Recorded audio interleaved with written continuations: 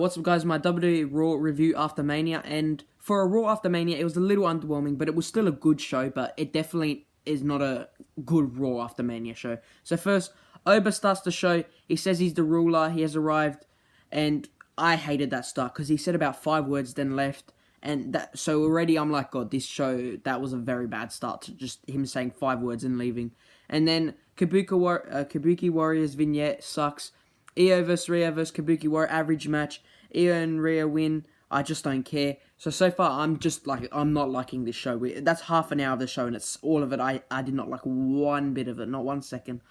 Though I did like this. Adam Pearce talks with Penta and Javon. Then Ethan Page arrives and he is officially the newest Raw member. Let's go. I'm excited about that for sure. And he says he wants the IC title, so that'll be good. CM Punk arrives. Great promo. Cody arrives, his eye's even worse. Punk versus Cody incoming. He just said, just say when. I just wish it led to something tonight, not the future, so that one wasn't as good as... It was a good promo, but it didn't do anything, though. Finn Balor vignette, he's going after JD now. Ethan Page versus Javon. Rusev distracts Javon, which leads to Ethan winning. I'll probably go 3-2-5. It's a decent match. Better than the other one. Definitely better than average.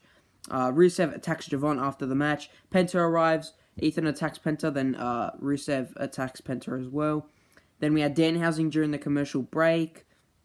Then the Judgment Day arrived. I did love how Raquel was like counting how long Liv could go. That was interesting. I like that. That had nothing to do with anything, but it was just a fun moment. I don't think people realize that though. Then Sol Ruka arrived. I enjoyed that. I just wish she is on Raw now. She's still not confirmed. She probably is after NXT, but like maybe a couple months. But she should have just came like fully tonight. Then Zarya attacks. I'm not a big fan. I do not like Zarya. She sucks. She's just not that interesting. Then I think Jessica Carr needs to stop being a ref. She needs to... I don't care. They were supposed to not see it, but you can clearly tell that she can definitely see what's going on. You can hear the crowd. She can 100%. It's very dumb. I'm sick of outside interference. It's just annoying. Liv wins though. Definitely match of the night. 4-2-5 for sure. Stephanie arrives. Why is this feud still happening? It's just gonna... I don't want it. It's just gonna be another 5-minute match. I don't care. Then incredible Brock Lesnar video package. A big high, but then we go big down when the Vision come out. Like, we go there and then the Vision come out. But though, Paul did a great promo about Brock. I feel like that's the last time he's gonna put Brock over, because they probably won't. He won't speak about Brock that anymore because Brock is retired now. Then Bron Breakker is back on Raw. Seth attacks from behind, but then gets outnumbered. But then we have the Street Profits return. That was interesting. Good talking point. Then yeah, I was like, oh my God, the Street Profits are back. I was like, something's gonna come out because there's 2 of them. Then Seth and Braun brawl. Breakker stands tall though. Side note, I do think Gunther's favour is going to be a WWE Championship match, which we are going to see later about that, because he is rumoured to face Roman in his next feud, but he's not going to, because we know who his next feud is now, but maybe the one after.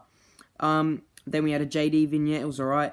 Then Finn vs JD, it was an average match. They do got great chemistry, but it was too short. If they actually go on a pay-per-view, I think that match would be really good. But yeah, Dom attacks, but Finn still stands tall. Gunther talks backstage. He says he wants the WWE title, which he kind of lurks about Paul Heyman. So I do think that's what it's going to be. LA Knight interrupts and he says he wants the title. So I think that could be a feud first. Well, Gunther beating LA Knight, of course. Then Becky Lynch will return next week. Then a Joe Hendry concert next week, which makes me think he'll be on Raw. He'll go away from NXT for now. Then Rhea and Io say goodbye for the 100th time. I don't care. That Liv and Rhea did see each other backstage, which is interesting. Then the last thing, Roman Reigns arrives, sees the Usos backstage, he says, come out to the ring with me. And then Jacob arrives. It was a great promo with like, can you handle this? And you're going to have to acknowledge me. It was sick the way he said that. I just think it wasn't like a big, because he didn't even say yes. He said, we'll think about it. I'll see you next week. Which he will say yes, but you didn't have you just had a match that I do want to see at Backlash. Roman versus Jacob. Definitely probably going to happen. And that match, I can't wait for that match. That would be amazing. It just wasn't like a big ending talking. Like the beginning sucked. The ending, I liked the promo, but it wasn't a big moment. It was just a match I do want to see. But like, you know what I mean? Like no Rock, no return at the end. We needed... Remember last year we had Bron Breakker like join set. That was a big moment last year. So yeah, it was definitely missing that. But I'm 100% definitely want to see Jacob versus Roman because I've been wanting to see that for a while. For the score, I'd probably go 6, 7, 5, or 7. Not even close to night 2 of Mania, and definitely better than night 1 of Mania though. But it definitely was missing stuff. You did have like 4 surprises, which was good. But yeah, I just think it's lacking a bit. So I'd probably go 7. But let me know what you think.